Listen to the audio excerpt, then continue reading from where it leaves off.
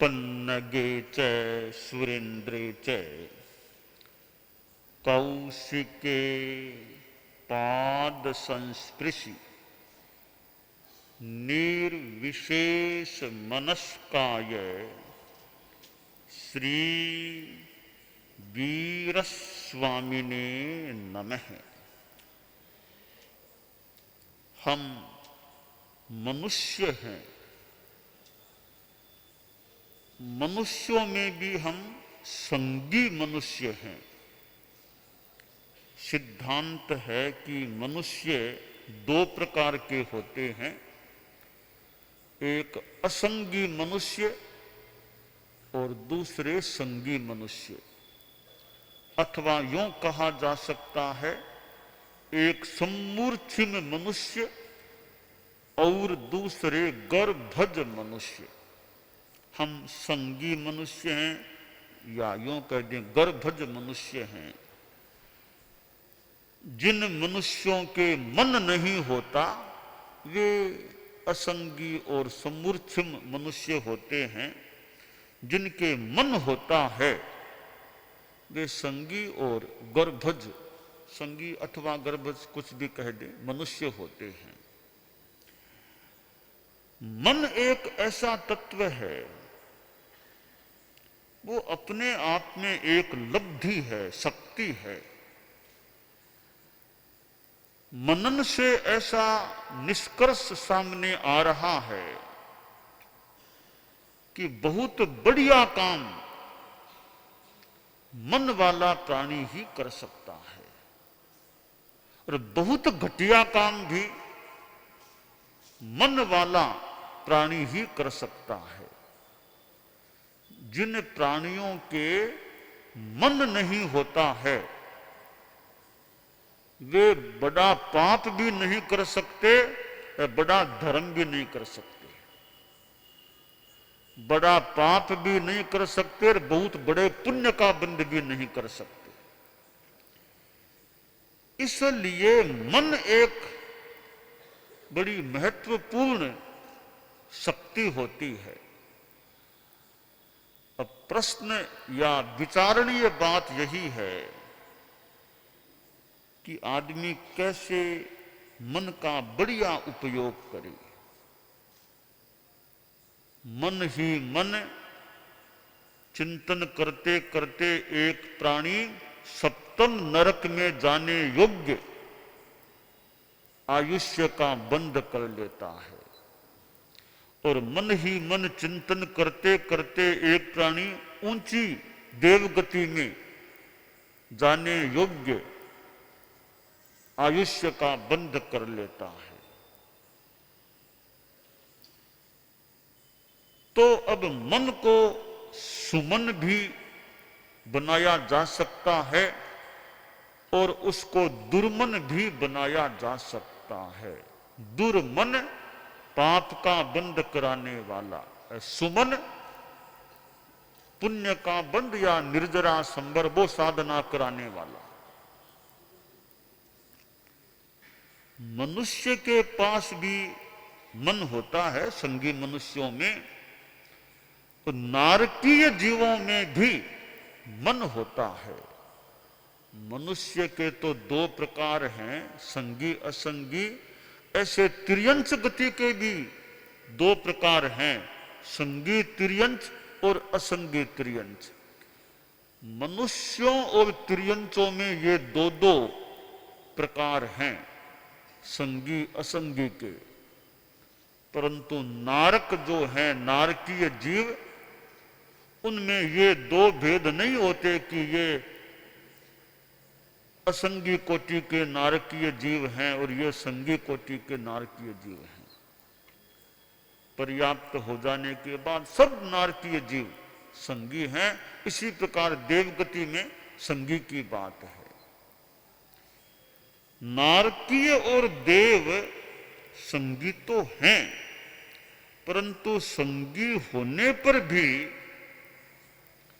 नारकीय जीव इतना पुण्य बंध नहीं कर सकते कि वे देवगति में चले जाएं, और देव इतना पाप नहीं कर सकते कि वे सीधे नरक में चले जाएं। तो फिर तिर्यंच और मनुष्य ऐसे प्राणी हैं जो अपने मन के द्वारा नरक में भी जा सकते हैं और देवगति में भी जा सकते हैं। तिर्यंच भी नरक और देव में जा सकते हैं। ये संगी मनुष्य भी नरक में भी जा सकते हैं, देवगति में भी जा सकते हैं, और भी वापिस कोई मनुष्य बन जाए, कोई तिर्यंच में भी मनुष्य चला जाए।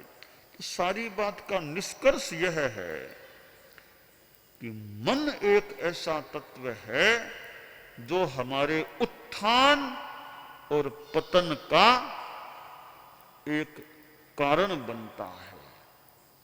हम अपने मन को उत्थान का कारण बनाए रखें, न कि उसको पतन का कारण बनने दें। अब मन उत्थान का कारण कैसे बने और पतन का कारण कैसे बन सकता है, यह भी ज्ञातव्य है। जब जब हमारे मन में शुभ परिणाम, शुद्ध परिणाम रहते हैं, अहिंसा के परिणाम, मैत्री भाव के परिणाम, संयम की चेतना के परिणाम, आध्यात्मिक साधना के परिणाम, सहिष्णुता के परिणाम, कसायहीनता के परिणाम, क्षमा, मार्दव, आर्जव, संतोष के परिणाम रहते हैं, तो ये परिणाम उत्थान की ओर ले जाने वाले बन जाते हैं। जब जब हमारे मन में अशुभ परिणाम रहते हैं, गुस्से में अहंकार, माया, लोभ, राग, द्वेष, काम, इन चीजों में परिणाम रहते हैं, अशुभ होते हैं, तो ये परिणाम हमें पतन की ओर ले जाने वाले बन सकते हैं। चार गतियों के आयुष्य बंध के जो कारण हैं, हम उनमें भी देख लें। नरक और तिर्यंच गति आयुष्य बंध के जो चार कारण हैं, वे अशुभ परिणाम वाले कारण हैं। मनुष्य गति और देवगति के आयुष्य बंध वाले जो चार कारण हैं, वे शुभ परिणामों वाले कारण हैं।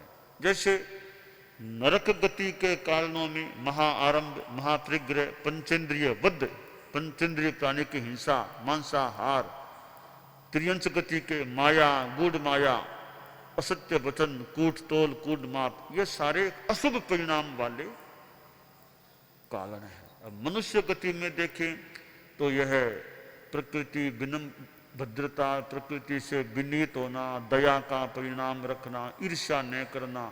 देवगति के कारणों को देखें, यह सैराग संयम, संयम है, सैराग संयम, संयमा संयम, बाल तप, अकाम निर्जरा, ये अच्छे परिणामों वाले हैं। संक्षेप में यूं देख लें कि हिंसा और परिग्रह की तीव्रता है, वो नरक गति में ले जाने वाले कारण है। जहां छल कपट, झूठ कपट के परिणाम हैं, वे तिर्यंच गति के कारण हैं। और जहां ये विनम्रता, अनिर्ष्या, ऐसे परिणाम हैं दया के, वे मनुष्य गति के आयुष्य बंध के कारण हैं। और जहां त्याग तपस्या के परिणाम, जहां त्याग तपस्या है, संयम तप है, वे देव गति के कारण बन जाते हैं। तो हमारे ये अच्छे परिणाम, शुभ भाव मन में रहें, ऐसा हमारा प्रयास रहे। मन को समझा के भी रखने का प्रयास करें कि भी अच्छे परिणामों में रहो। जब भी खराब विचार मन में आने लगे तो क्या करना चाहिए? मन में खराब परिणाम आ गए कि मोह का उदय हुआ होगा, होने से आ सकते हैं। अब हम उससे मुकाबला करें, प्रतिकार करें। प्रतिकार दो तरह से करें। पहला तरीका, कोई अच्छे मंत्र का पाठ करना शुरू कर दें। नमो सिद्धानम, नवकार मंत्र, ऐसे तत्काल अच्छे पवित्र मंत्र का स्मरण करना शुरू कर दें, ताकि खराब परिणामों को हम निरस्त कर सके, कमजोर बना सके। दूसरी बात, मन ही मन यह घोषणा कर दें कि ये विचार जो हैं मेरे मन में खराब आए हैं, ये विचार मेरे नहीं माने, यानी इन विचारों को मेरा समर्थन नहीं है, ये खराब विचार आए हैं, इनको मेरी आत्मा का कोई समर्थन नहीं है, ये गलत विचार हैं, मैं इनकी निंदा करता हूं। निंदामि गृहामि अपाणं घोषयामि, यो विचार करें। तो ये दो तरीके, खराब विचार आए उनकी अपने मन ही मन निंदा ग्रहा आदि कर देना, और अच्छे फिर मंत्र के स्मरण में लग जाना। तो हम इस प्रकार इस खराब मन को, अशुभ मन को, दुर्मन को परास्त करने की दिशा में आगे बढ़ सकते हैं। और बहुत आगे की भूमिका है। साधना करते करते आदमी मन से पार होने का भी अभ्यास कर ले। मन से पार, निर्विचार, ये आगे की बात मान लें। विचार करें वो शुभ करें, अशुभ विचार न करें। किसी के बारे में भी बुरा न सोचें, अपने मन में भी कलुषित विचार, राग द्वेष घृणा क्रोध मान माया लोभ, इनसे युक्त विचार भाव परिणाम हमारे मन में न आए। यों और गहराई में जाएं तो अध्यवसाय, लेस्या, ध्यान, परिणाम, कई शब्द हैं। अध्यवसाय कुछ और भी सूक्ष्म चीज है। ये सारे ही मान लें मन के नीचे या मन से आगे और गहरे में है। एक मन का परिवार, भावों का परिवार मान लें। शुभ अध्यवसाय, शुभ लेस्या, शुभ परिणाम, शुभ ध्यान, शुभ मनोयोग, ये कल्याणकारी है। अशुभ लेस्या, अशुभ परिणाम, अशुभ ध्यान, अशुभ अध्यवसाय, ये सब चीजें हैं, अशुभ मन है, ये दुर्गति की ओर ले जाने वाले या पतन की ओर ले जाने वाले बन जाते हैं। तो मन हमारा निर्मल रहे, मन हमारा शुभ रहे। मन शुभ है तो शांति का अनुभव हो सकेगा। मन अशुभ है तो आदमी अशांति में भी जा सकता है। तो यह चतुर्मास का समय है और कार्तिक महीना, अब चौथा महीना चतुर्मास का, यानी कार्तिक महीना प्रारंभ। तो एक महीना चतुर्मास का है।